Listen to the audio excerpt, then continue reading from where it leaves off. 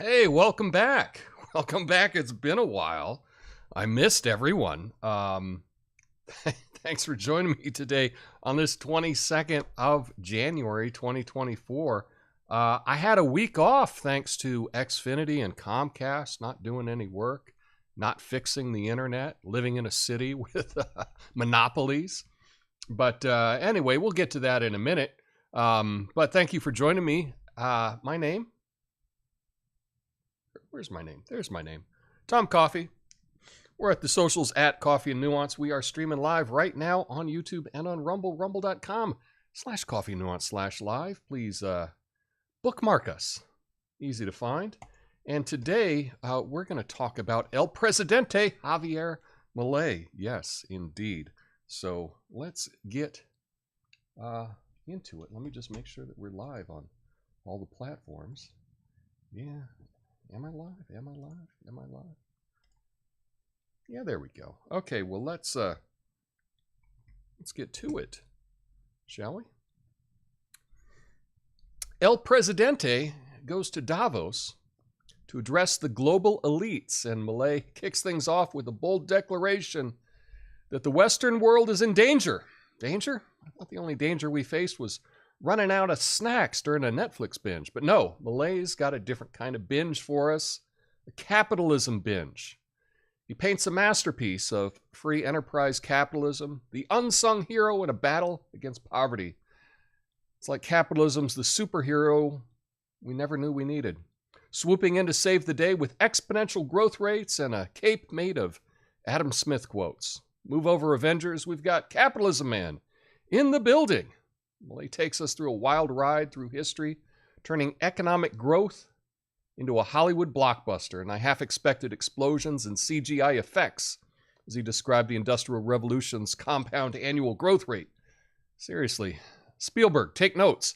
This is how you make history thrilling. But hold on. He's not just here to preach the gospel of capitalism. He's also tearing apart social justice like a George Carlin special. Taxation is the bad guy, and the state is a buzzkill. Milei's got us laughing at taxes. Who knew that was even possible? And then there's the roast of neoclassical economists. Milei's version of a Friars Club. He's like the stand-up comedian of economic theories, pointing out flaws and demanding a better punchline. Take that, neoclassicals. Your model doesn't map reality. Boom. Mic drop. He wraps it up with a call to business people, giving them the pep talk of a century. It's like Jimmy Valvano before the national championship. And yes, I'm dating myself. Look it up, kids. It was great. But today, Milei's the coach we all wish we had. So, Javier Milei, thanks to turning economic theories into late-night entertainment, who knew a speech about capitalism could be so exhilarating? You got my vote for best late-night monologue event of the year. Bravo, Milei. Bravo. My name's Tom Coffee. This is the Coffee Nuance Show. Best censored commentary and news show live. Right now. Flame on.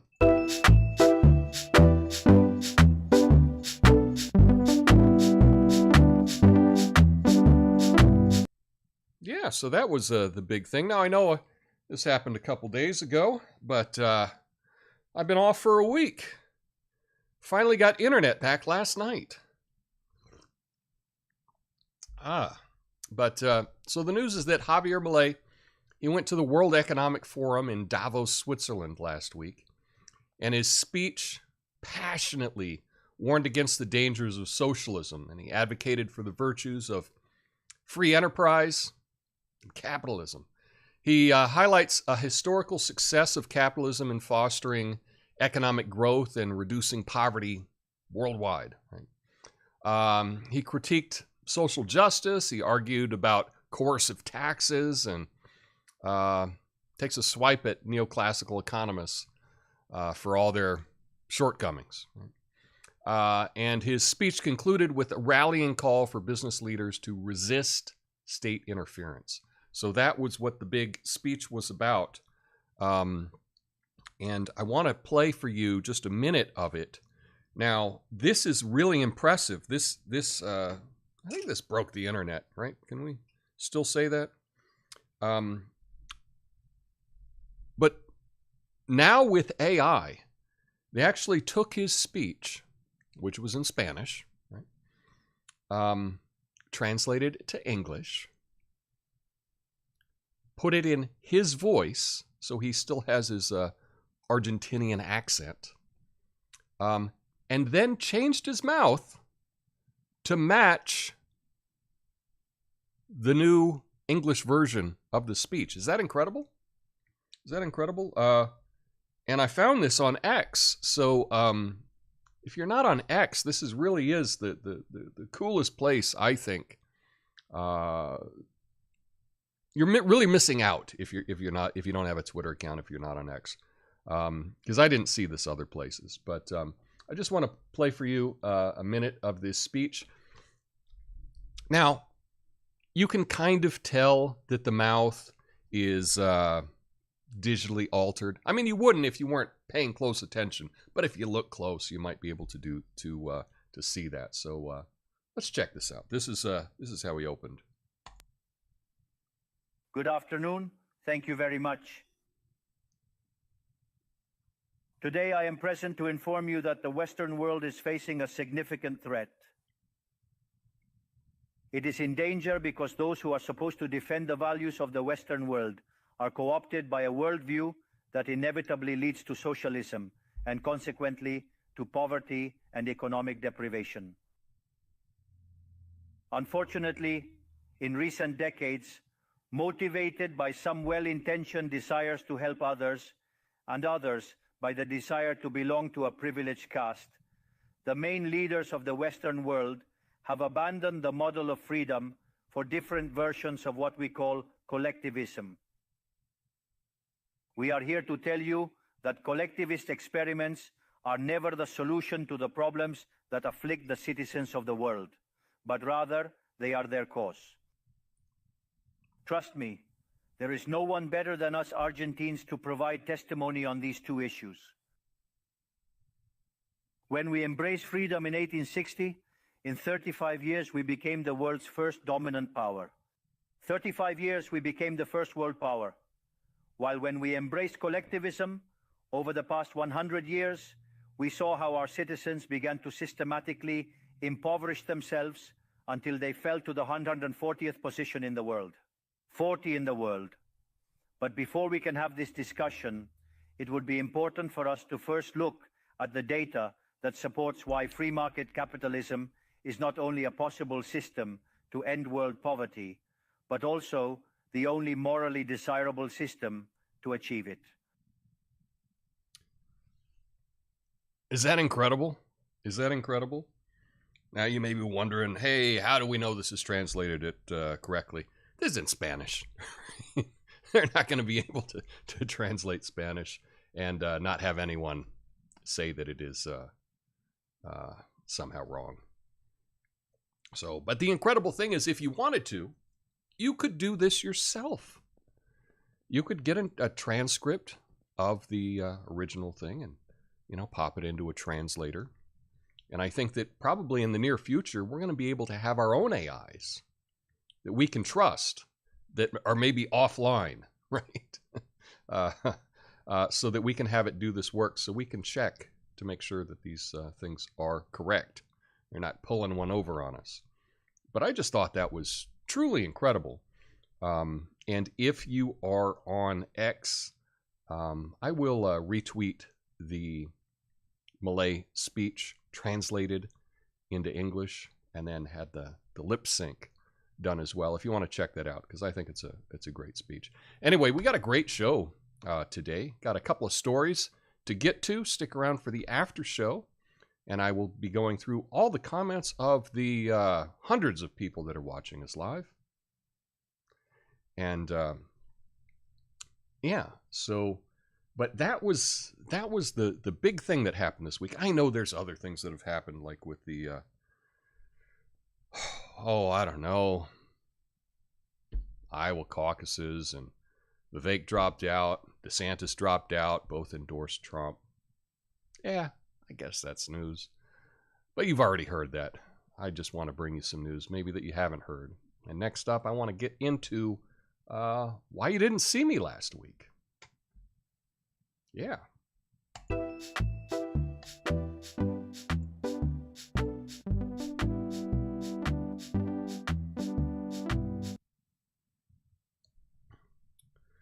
And that says Comcast. It should say Comcast on the chyron there. That's what I get for not double checking things. Anyway, Portland residents found themselves grappling with internet outages caused by relentless winter storms impacting Xfinity services. One of the affected individuals voiced discontent over Xfinity's communication gaps regarding the restoration timeline, despite Comcast's assurance through spokespersons that crews were diligently working on restoring services. The actual scale of affected customers remains undisclosed.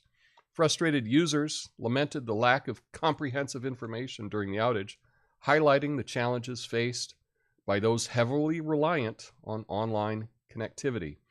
Adding to the complexity, Xfinity's policy stipulates that customers won't receive reimbursement for service disruptions caused by weather or power-related issues.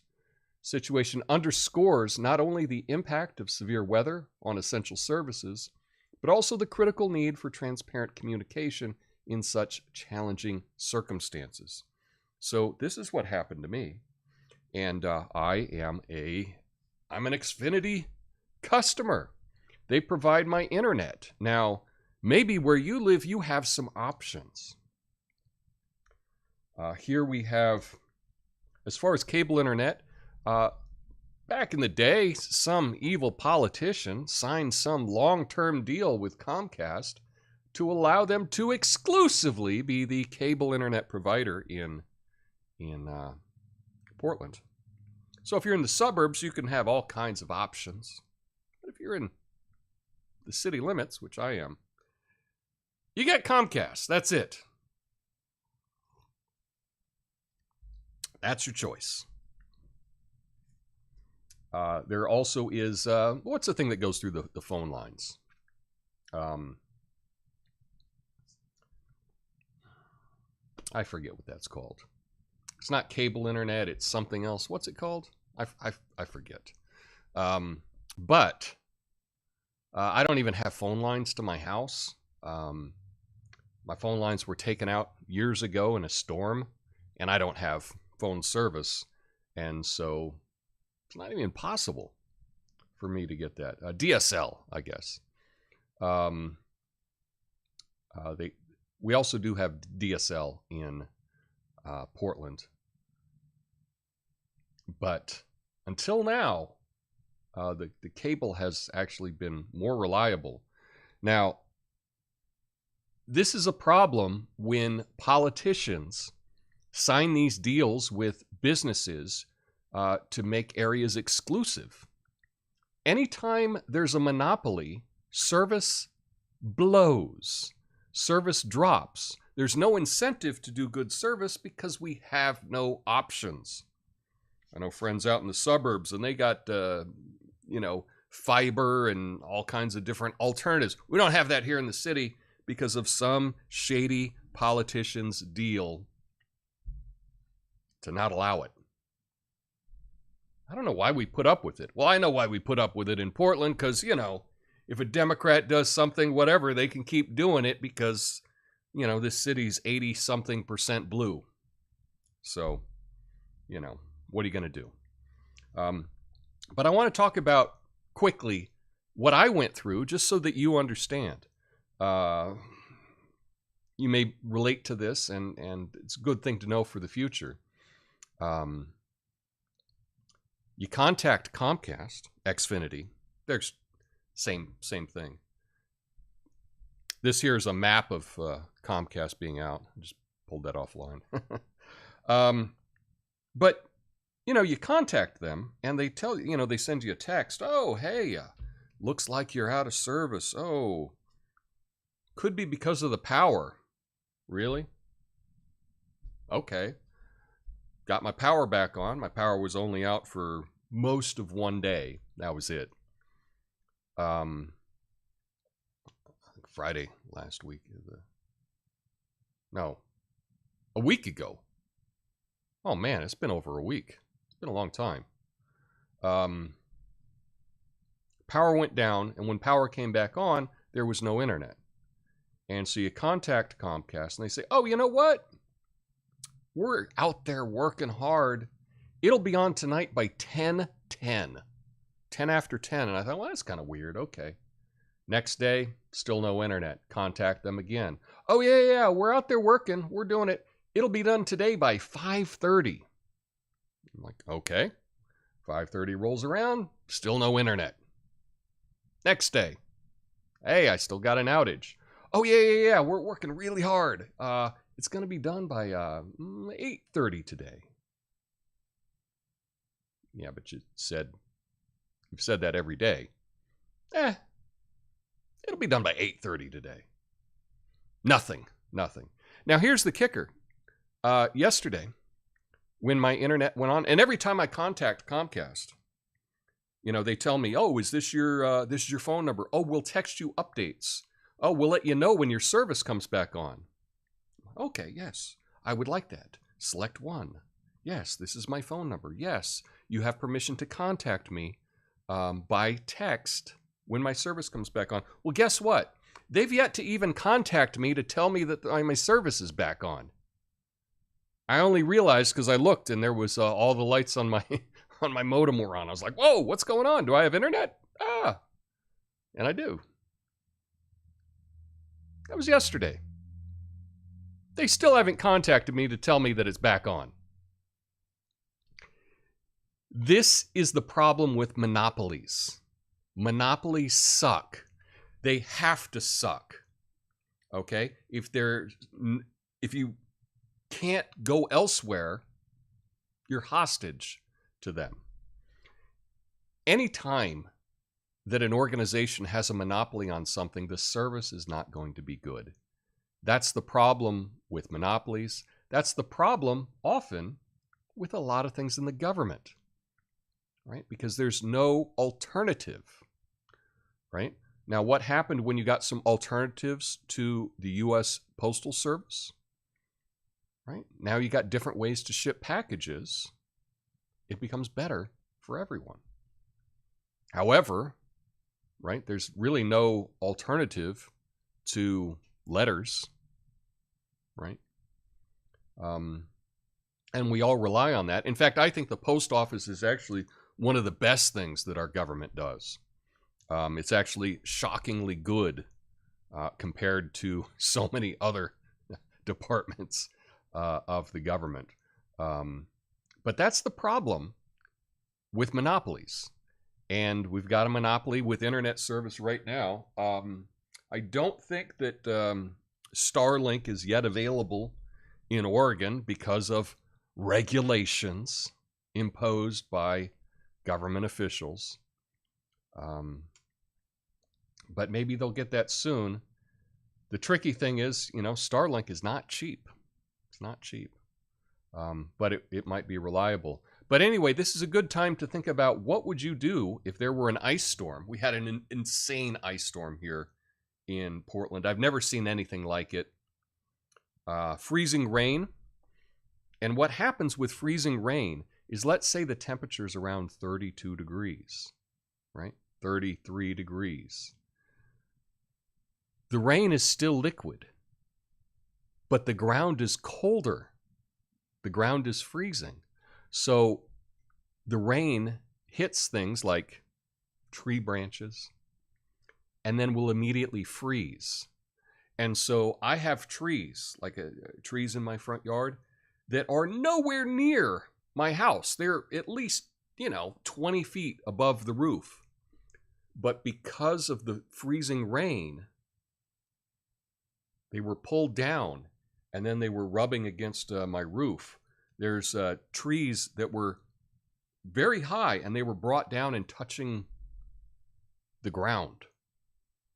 This freezing rain is very scary. So what happened in the city Lots of trees came down, knocking out internet service, knocking down power lines. Someone by me, there was a power line that went down and 3 people died from being electrocuted from the power line. Scary stuff. And that's why it's so important to have a plan. What happens when you have severe weather or something that it's not safe to go out? I understand you might get cabin fever, but in these situations, just stay home. Have a plan. And it's just a reminder for you. As a side note, I got to use some of the canned food that I had put away for such an event.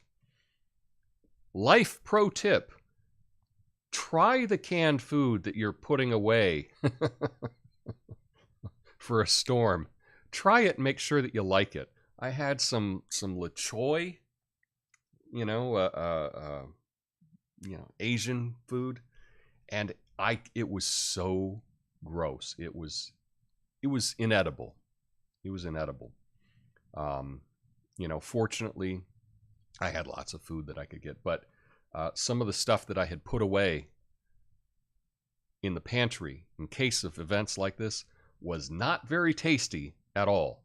And I think if you're going to be stuck at home, you might as well have something tasty to eat. So I will have to do that for the future. I'll have to find something really good that I can put in the pantry in case there's another event like this. Anyway, monopolies suck. That's my take. Let me know what you think in the comments. And next up, let's talk a little bit more about Davos.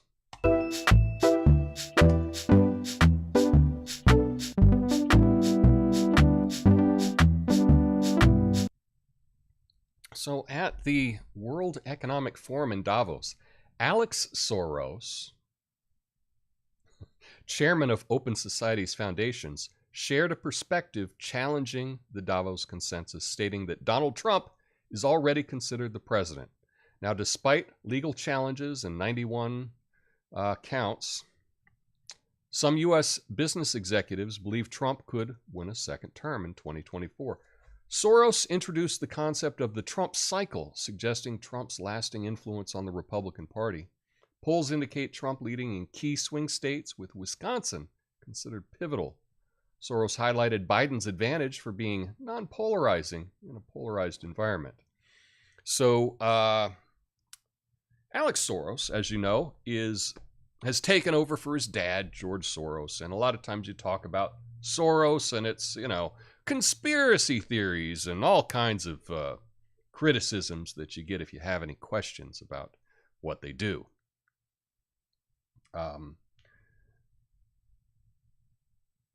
It's interesting, if you are to question anything about George Soros, Alex Soros, they say that's an anti-Semitic conspiracy theory that they're cozying up to world leaders to have influence over them. That's an anti-Semitic conspiracy theory. And then you see all the pictures of Alex Soros with pictures with world leaders with their arms around each other as if to show how much influence they, who he's bought, right? He's taking pictures. Hey, I bought this politician, Yeah. But the consensus coming out of Davos, Switzerland, by all the global elites is that it's already a done deal and Trump has already won. That's the kind of the consensus. Alex Soros says, we're always wrong about everything. Often we get together for these big summits and we get things backwards. So that's a good thing because everybody thinks that Trump is going to win. So since we're always wrong, it's like a reverse jinx, if you will. But that was interesting to hear. Now, I still don't think they're going to let Trump get it. That's my take. I think that there will be some black swan event that will cause something shady to happen with the next election, but that's just my prediction. I don't have any evidence for that other than, half a century on this planet observing things. Anyway, what do you think about that? Let me know in the comments. I'll be going through all your comments in the after show. And next up, I want to talk about another invasion. This time it's not from the border.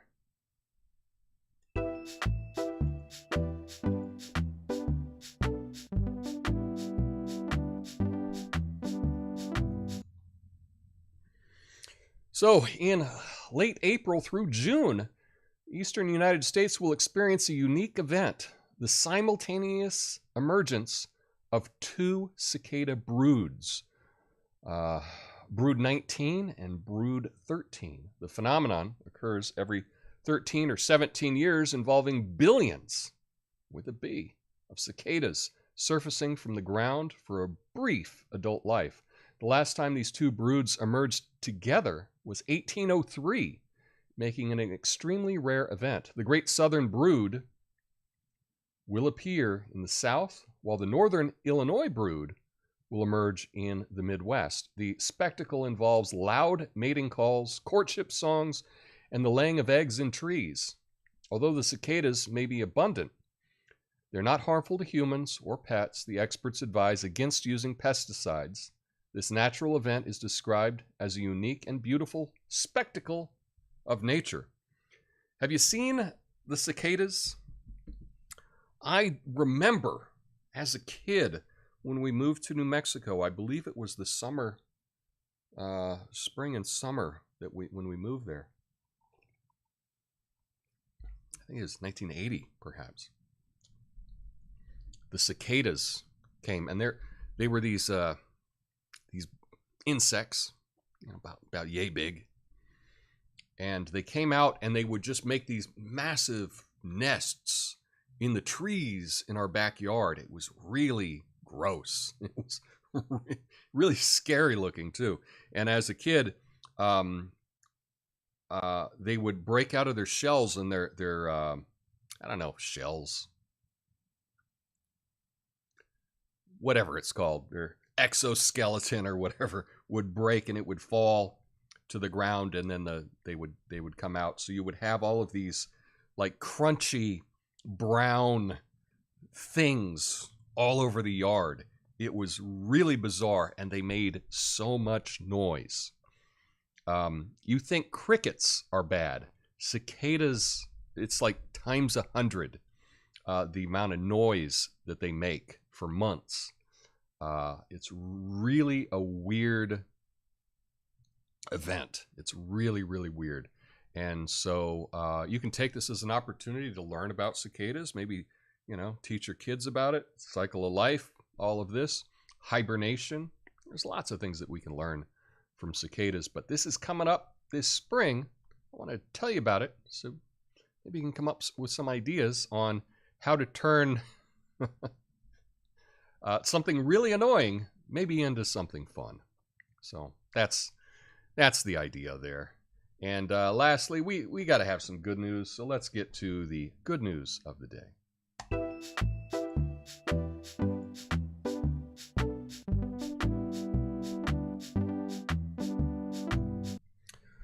So, in 2023, aviation achieved unprecedented safety levels, believe it or not, marking the safest year in history.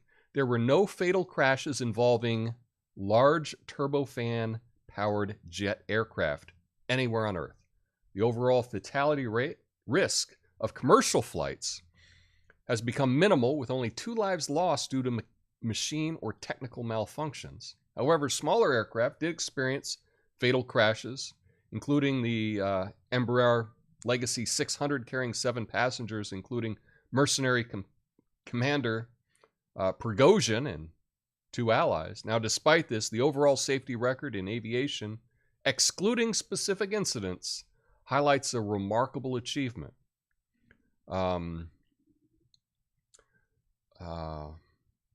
So overall, aviation industry aims to build on the safety achievements of last year, and that's some pretty good news that you might not have heard.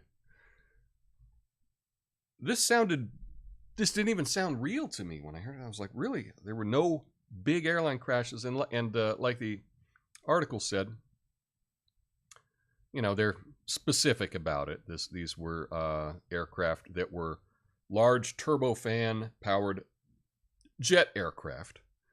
Not even exactly sure what that is, but I think it's just like really big commercial jets. No crashes. First time. It's pretty awesome. Pretty awesome. We do hear a lot about safety with aircrafts, and you know, we had the door blowout here on an Alaska Airlines flight, you know, outside of Portland. You know, so we hear a lot about the dangers, but no one's telling us about how it was pretty safe last year. So it's all about how things are framed, right? How is the news framing the news? I haven't heard any major news organization talk about that little trivia fact. It's as if they want us scared, right? Yeah. So anyway, that's the news that I have for you today. Stick around for the after show. I'll go through your comments. I am so glad to be back live, streaming live. So I'll chat with you in the after show, and I'll be back on Wednesday for a big idea. Hope to see you then. Peace.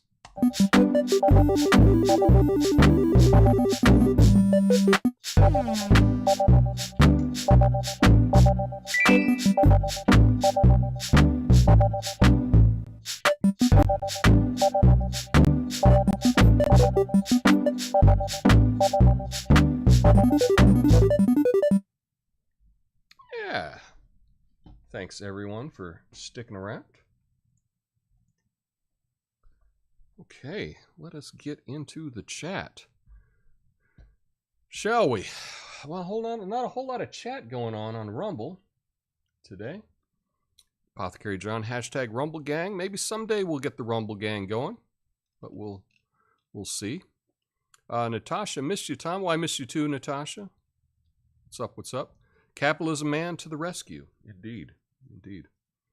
That AI stuff is incredible and should be banned, says Elendurel. Now, I think it's pretty awesome. I think it's pretty cool. Again, it's all how things are used. It's all about how things are used. But that's my take. I think it's an exciting time to be alive, because that's what we're doing with that.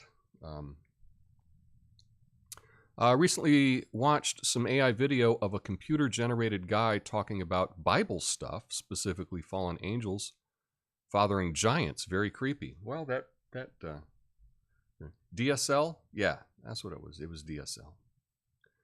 DSL goes digital subscriber line. I think that's what it stands for. Goes through the phone lines. And yeah, when the phone lines went, I lost the phone lines to my house. It came down from the pole. I never bothered to get it reattached because I don't have a landline. But perhaps that's something I should do. Yeah. Please explain the map graphic. That was just outages. The map graphic that I had was outages of Comcast, and it was everywhere. All my computer-related stuff is through my phone because I have no computer. This last winter storm didn't affect my communications, except for my coffee nuance addiction, of course. Yeah, that was a thing. Like, I still had my phone, but I don't have unlimited data because that's more expensive. And for the most part, I don't do a lot on my phone. I'm not really a phone guy. I really prefer my laptop or desktop computer to do my surfing and whatnot. Mainly because this is too small. I don't know. I just don't like this. I don't like doing that. Yeah. So Tom, you got to experience the fun that Texas endured a few winters ago. Texas Winter 2.0. Perhaps. Perhaps. Do you not have natural gas for heat and cooking, Tom? No, I have natural gas for heat. But I don't have natural gas for cooking. I have an electric range, electric stove. It's nice. I like it. But yeah, it's electric. I do have a, like a backup in case of emergencies. Thank you, neighbor, friend, for giving it to me. That has a can, I think it's called notched can gas, and you just flick it on, and you got a nice burner. So in case the electricity goes out, you're able to boil water, or cook food, do whatever you need to do. I like the new Chiron design. Thank you. Still working on new graphics and whatnot. Cicadas equal free chicken feed. Oh, there you go. I don't have any chickens anymore. I did have chickens. I really liked the chickens. I liked having chickens. I loved having the fresh eggs. There's nothing like farm fresh eggs. Didn't really care for the rats and whatnot that come with when you have chickens. But I don't have chickens anymore. But perhaps in the future. Does the cicada noise get on your nerves the same way leaf blowers do, Tom? Yeah, and it's nonstop. It's all day long. I don't know if they make noise at night. I'm not sure. I don't remember. Wow, YouTube just deleted a harmless comment I made. F-U-Y-T. They do that. They do that. I heard the Malay speech in AI English first. I didn't even realize it was altered. Yeah. Same here, says Natasha. Yeah. I think that was the incredible part is the AI version of it put it in his own accent. And so it really did sound like he was saying it. So that was a pretty incredible feat. And it really does show what can be done with AI. Really an incredible time to be alive. Such a fun time. I'm so glad that I'm alive at this time, that I can see all of this happening. It's truly incredible. Yeah. Natasha says, I wish I had chickens. Why do rats come with them, though? Because chickens walk around and they poop all over the place, and the feed is there's always feed out, and so I think the rats smell it wherever they are, and once you get a couple, they can live off of what you feed the rats. They'll go out at night. They'll sneak up and just eat your chicken feed. So you have to come up with different solutions for that. You got to really keep the coop clean. You got to keep the area around them clean. And still, it's pretty impossible to not have rodents if you have farm animals and farm feed out. So I think the rats also attack the chicks and chickens. They may. I don't know. I never saw that myself. I only had 3 chickens. The tricky thing, and I should get over this, but the tricky thing for me is, now I don't really have rats. I don't see any rats anymore since I got rid of the chickens. But if I ever do see a rat, it's tough because I live in a very forested area, and we've got all these awesome squirrels everywhere. I see squirrels every day. Squirrels like teasing my dog. They'll come up to the window and she'll bark at them. But squirrels are everywhere, and I don't want to set up a rat trap and then have it end up killing a squirrel. That would be terrible. I'm sure that there should be some way to create some kind of structure that would allow a rat in but wouldn't allow a squirrel in. It's tough because they're about the same size, right? I think anything that a rat could get into, a squirrel could get into. So, I don't know. I probably need to look into it. I'm sure that there is something, there is a way to get the rats without killing the squirrels, but I would just feel really terrible if I killed a squirrel. So that makes it tough.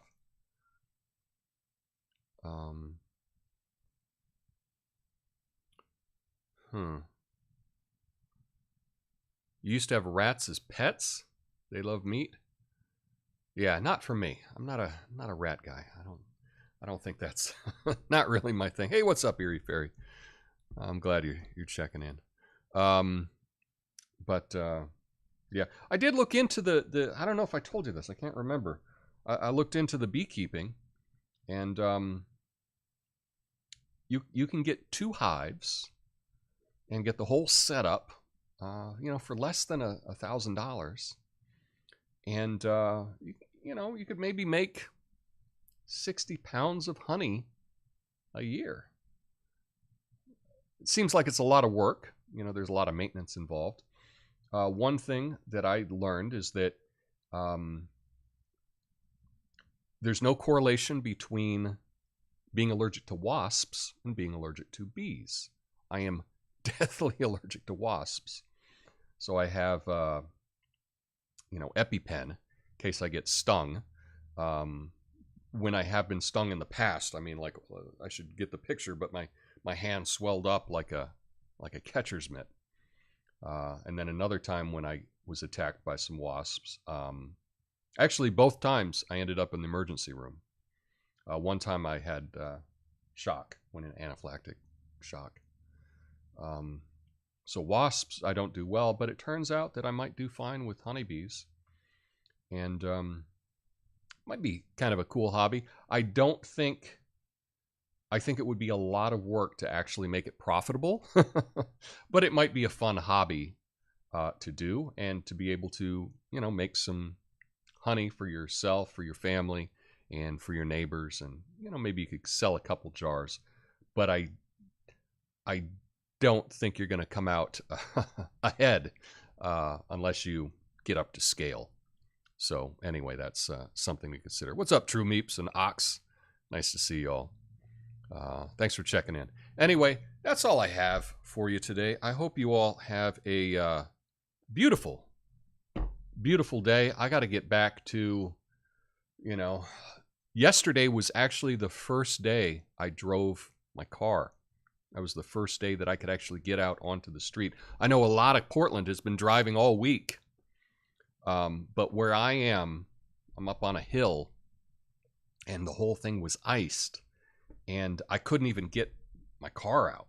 It was just like a sheet, probably 3/4 of an inch thick of ice, and just way too dangerous. It's interesting how you can be in a city, and a lot of the city they were done with it in 2 days or 1 day. They were like, it's done. And then, out where I am, it was horrible. It was absolutely horrible. And, we were down for a week. So anyway, it got me thinking more and more about preparedness. Thank you for joining me today. Natasha says, I got 5 stings from one wasp when I was little. Stung on your back. Fortunately, no reaction. Yeah. Good. Yeah, I was attacked. When I was attacked by wasps the first time, I didn't realize it. I was out doing some weed whacking in an area that had lots of gravel. And I thought maybe it was just little pieces of gravel that were hitting my legs, because it was like, ow, ow, ow, ow, ow, ow. But it was wasps. I had actually, I was weed whacking an underground wasp nest. and I didn't realize it. And so they came out and they were attacking me, but it didn't connect. And I was, I had headphones on and I had sunglasses on and I didn't see them. And I was like, why is all this gravel hitting me? It's hitting me everywhere. This is horrible. And then I stopped and then it kept happening. And I realized I was being attacked by a swarm. And I should have called an ambulance. I drove to the urgent care, and that was really dumb. That was a dumb thing to do. I should have got someone to take me, because I easily could have passed out while I was driving.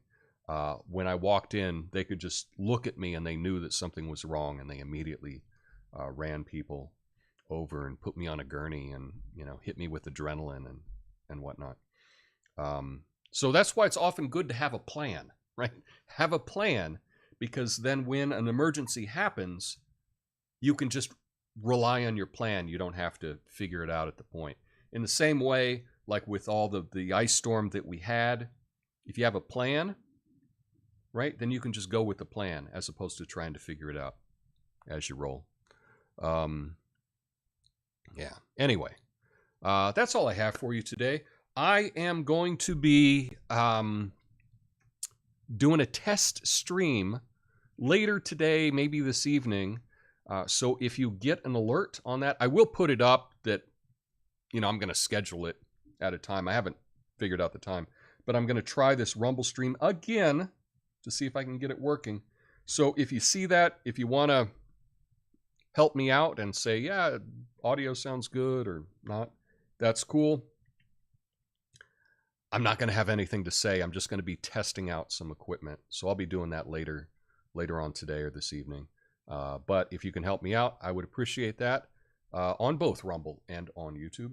So, but anyway, thanks everybody. Have a beautiful day.